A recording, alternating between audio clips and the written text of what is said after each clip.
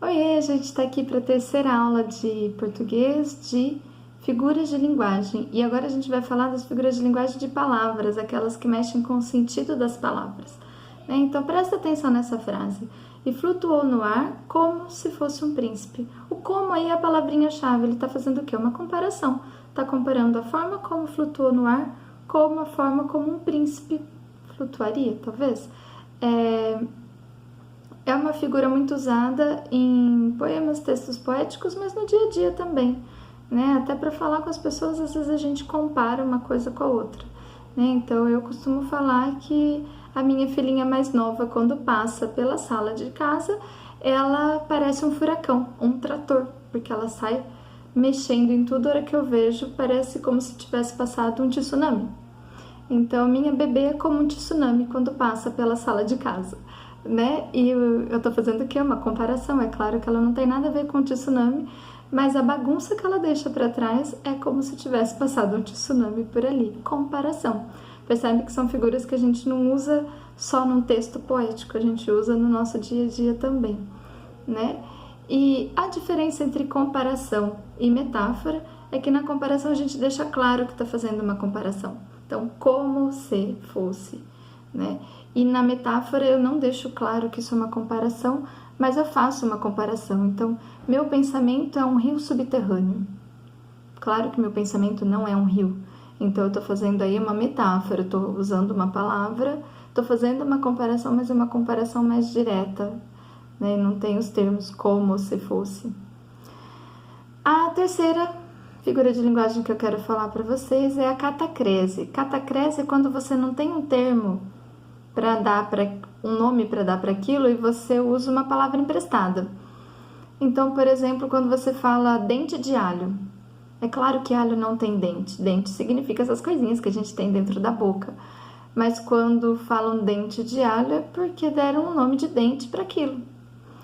Perna da mesa. É claro que mesa não tem perna, mas a gente chama de perna da mesa, né? Braço do sofá. É claro que o sofá não tem braço, mas a gente chama de braço do sofá.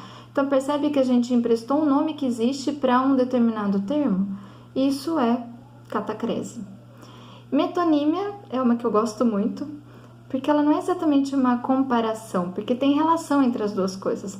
Quando eu falo flutuou no ar como se fosse um príncipe, ou minha filha parece um tsunami, eu tô usando coisas que não tem nada a ver uma com a outra para comparar.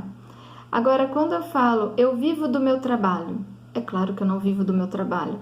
Meu trabalho me dá dinheiro para eu comprar as coisas que eu preciso para viver. Mas eu uso diretamente, eu vivo do meu trabalho. Na verdade, eu vivo da comida, da água, do espaço onde eu vivo. Mas o meu trabalho me deu dinheiro para ter tudo isso. Então, eu vivo do meu trabalho, o trabalho, como consequência, me dá os recursos para viver. Então, percebe que eu estou usando uma palavrinha que significam outras que têm relação. Aquele poeta bebeu a morte.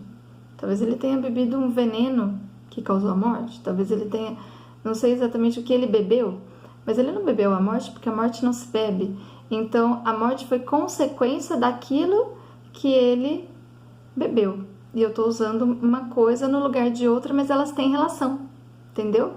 Os microfones corriam no pátio. Não eram os microfones, eram provavelmente repórteres, né? Mas eu estou usando microfones porque simbolizam. Então, os repórteres estavam com microfones. Então, eu estou usando a palavra microfones no lugar de repórteres, mas eles têm relação.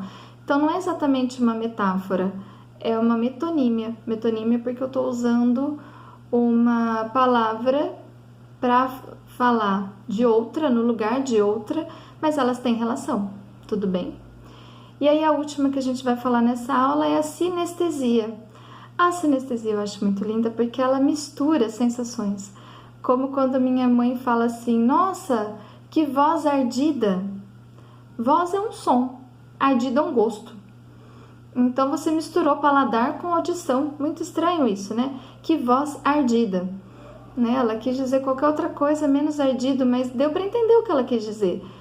Faz a gente sentir o que ela está sentindo, né? E um doce abraço. Doce também é sabor e abraço é o toque. Mas quando você fala doce abraço, isso também faz você sentir o abraço como uma coisa agradável, como uma coisa gostosa, né? Então a sinestesia, ela tenta misturar sensações de audição, olfato, paladar, tato e visão para que a gente entenda o quão agradável ou difícil, ou para que a gente entenda uma sensação mesclando essas sensações. E é muito lindo, é uma das que eu mais gosto.